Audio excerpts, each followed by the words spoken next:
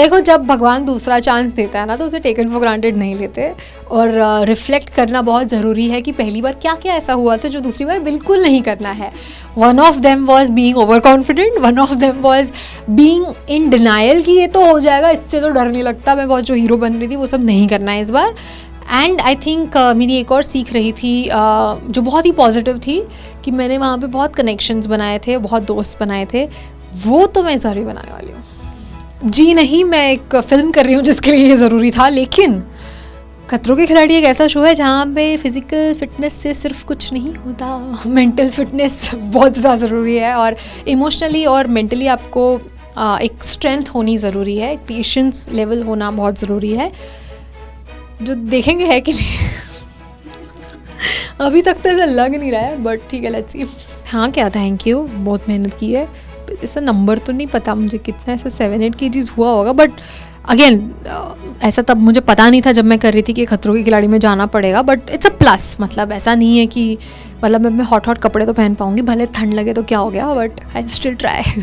इस बार मैं यही बोलना चाहूँगी, क्योंकि पिछली बार जब भी हमारे कोई भी इंटरेक्शन हो रहे थे रोहित सर के साथ, वो यही हो रहे थे कि वो मुझे पूछ रहे थे, बेटा तुम ठीक हो, तुम्हें दर्द तो नहीं हो रहा, क्योंकि मेरी इंजरी हुई थी मेरे पिछले सीज़न में.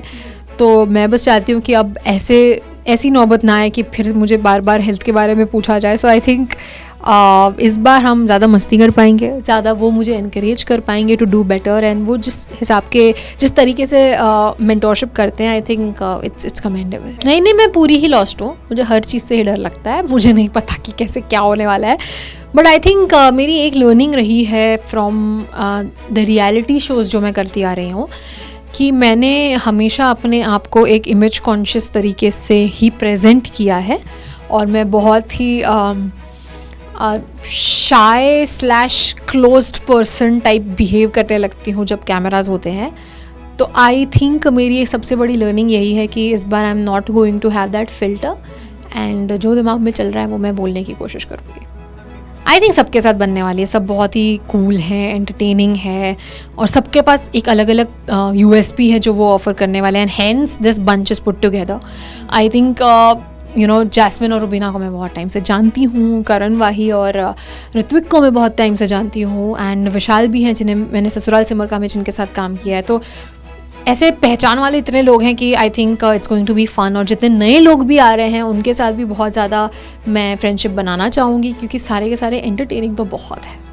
I don't know, I think सबके साथ ही मतलब मज़ा तो आने वाला है, और I am really looking forward to know more about Orry. मैं जानना चाहती हूँ कि वो सच में ऐसे है क्या. ये सवाल सबके पास है और मेरे पास भी है, तो मुझे जानना है. मैं यही कहूँगी कि इस बार का सीज़न बहुत ही ज़्यादा खतरनाक होने वाला है. डर का नया दौर है, तो इस चीज़ को आप लाइटली ना लें. मैं तो नहीं ले रही हूँ, मैं तो सुन के ही डर रही हूँ. बट आई जस्ट होप कि मैं अपने डर का बहुत ही कॉन्फिडेंस के साथ सामना करूँ और एक स्ट्रॉन्गर पर्सन बन के निकलूँ.